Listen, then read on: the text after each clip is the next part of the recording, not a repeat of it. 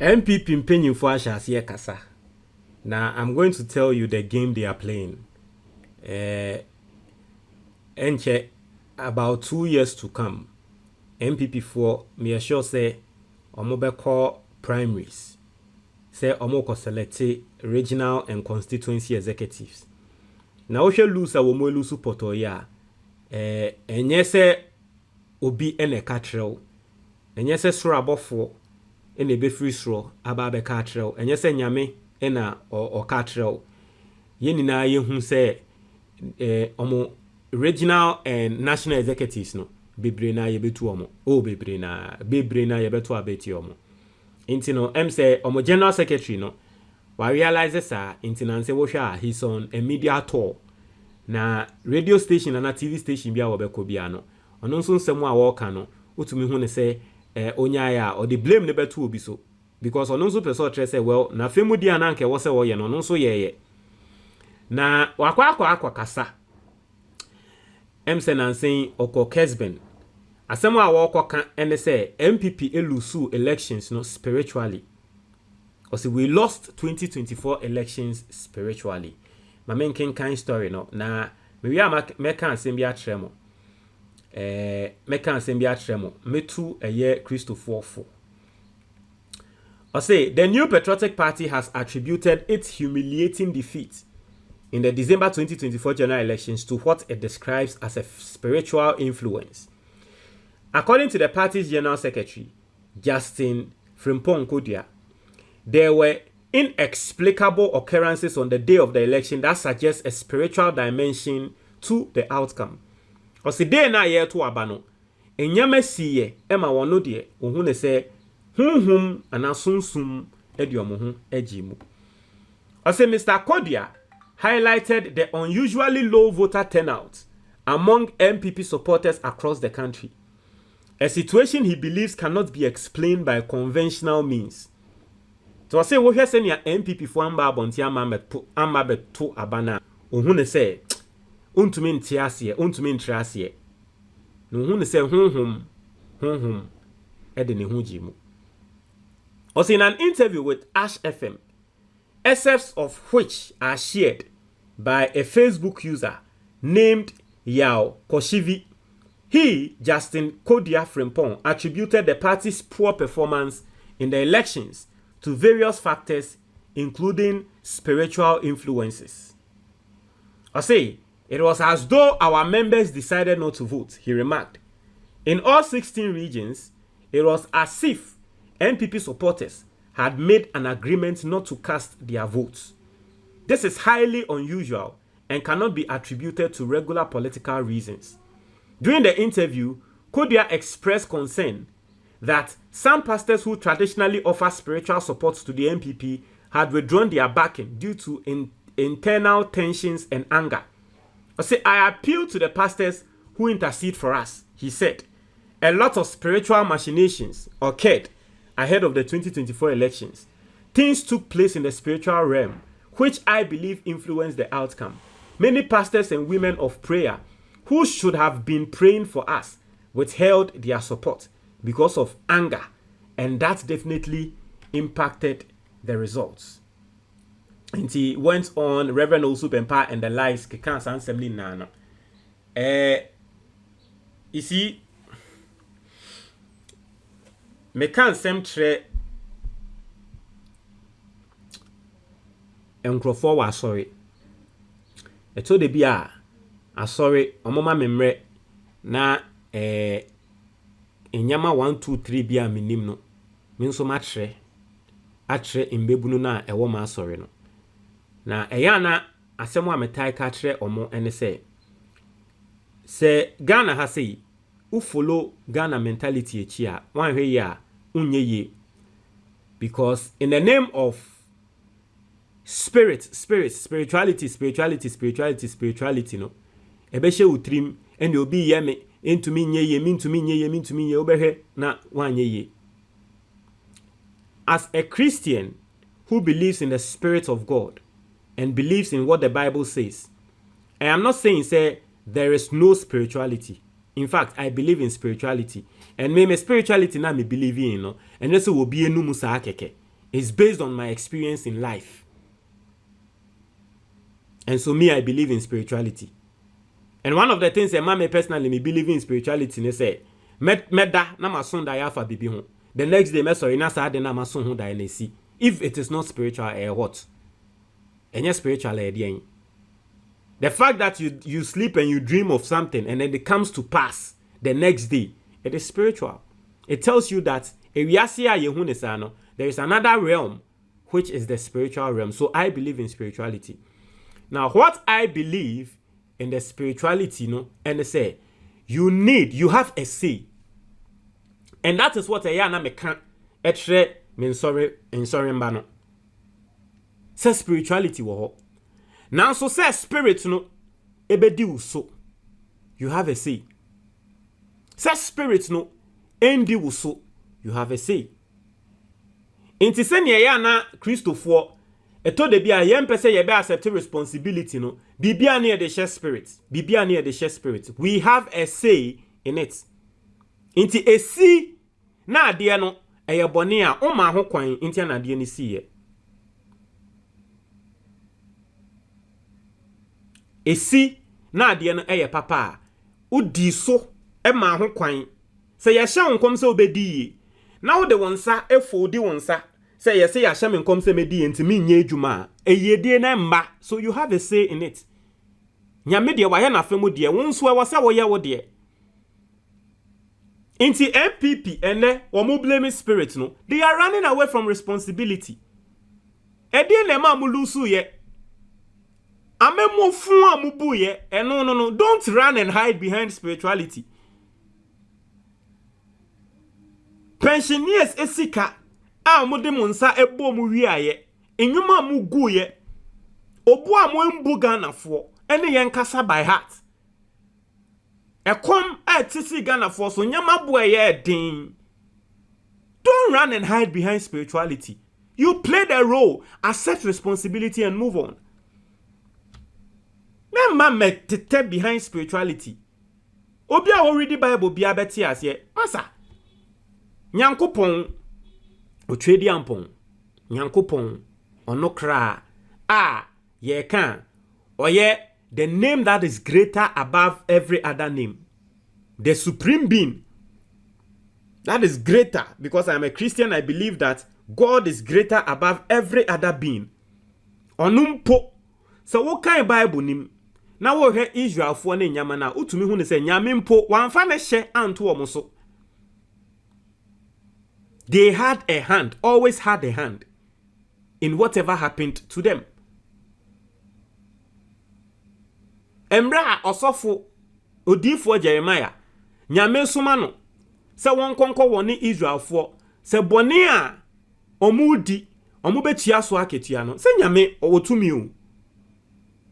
Nyame wotumi na ko betumi aye ne nsa hey na Israel for ehọ na by force omwedi ono nyame no ne nsem a wodi ne so. But the supreme being knows that he can't even impose his will on anyone, that every single person has a role to play.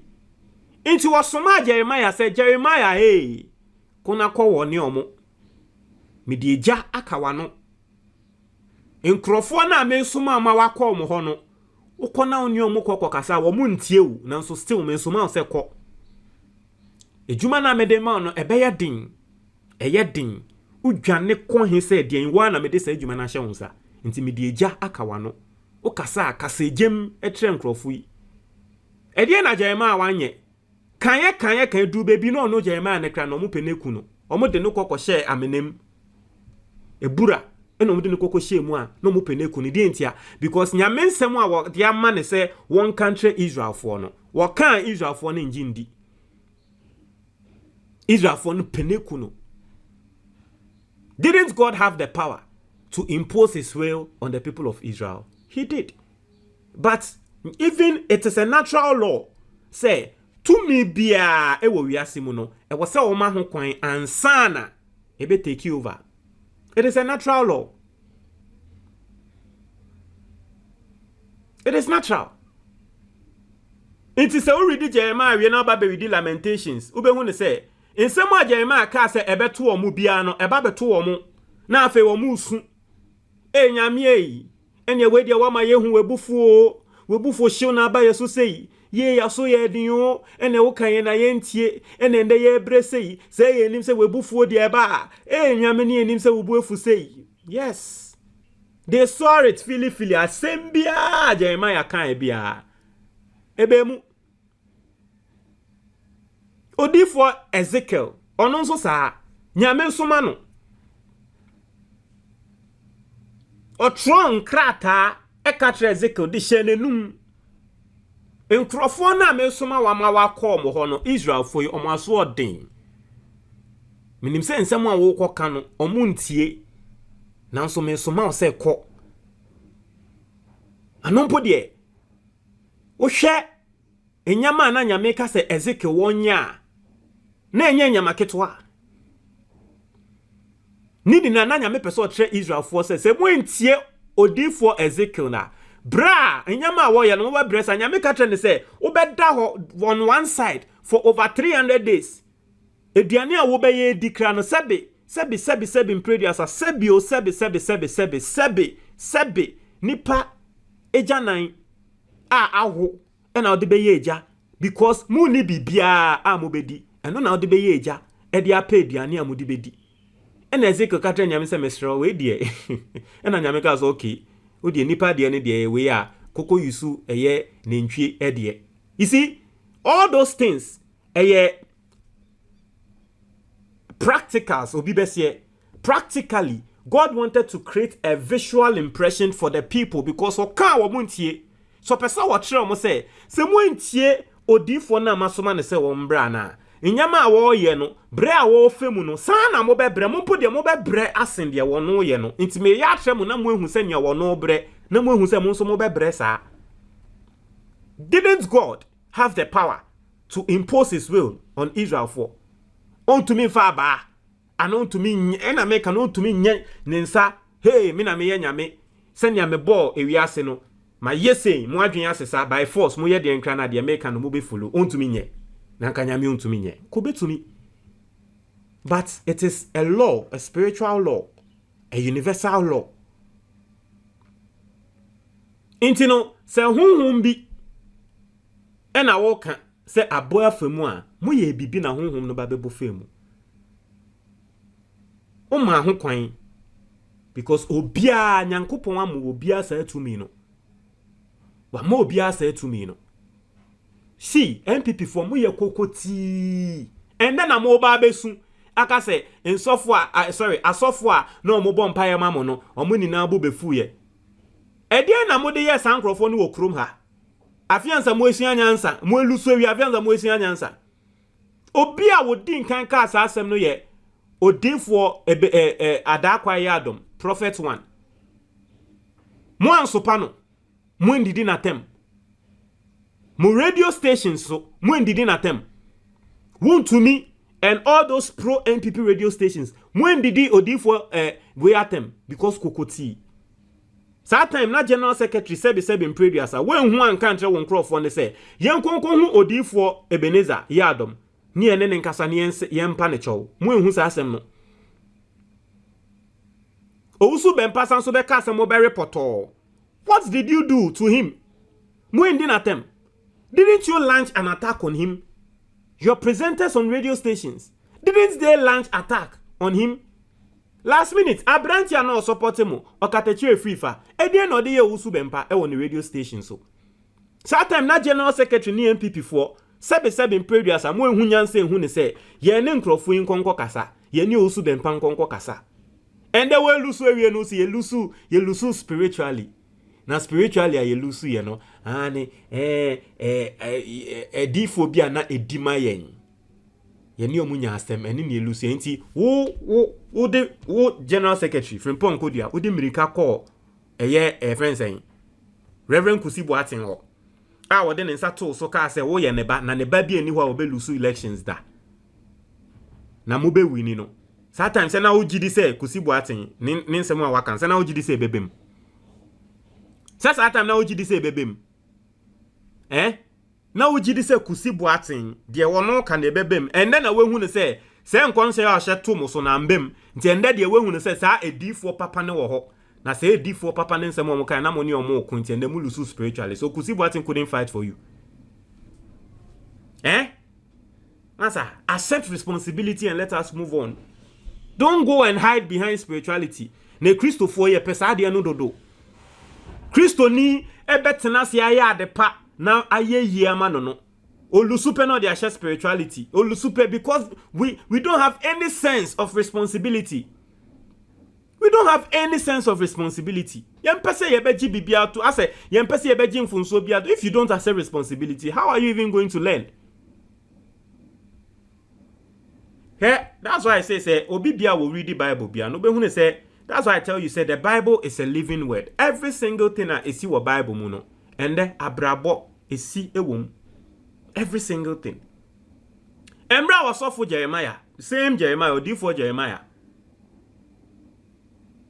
Embra wo ka tre Israel for boni ebeto omo wo munya boni a wo mo ye na Nyankopon ebufu hye bebo mo so de ebeto omo ni ye beba ba befo omo nkwasomu Nyankopon prepare friends onhene bia ne ho odin na so onhene ne ba Israel for ntumi na ekombesi omo so na wo ka san nsem ni na tre omo no omo konya saa time Nyankopon ma ode lock na yede locki ne ntwie no Nyankopon ma ode lock no ehye ne kon odi edua Nyankopon ma wodi edua bobo lock and odi lock ne share ne kon because you see God showed them say bibia na nyame be ya tre Israel for bia no na wo ma wo bi ye so that mo hu say bra mo be bre no say na it the visual representation until ma odi lock share Jeremiah kon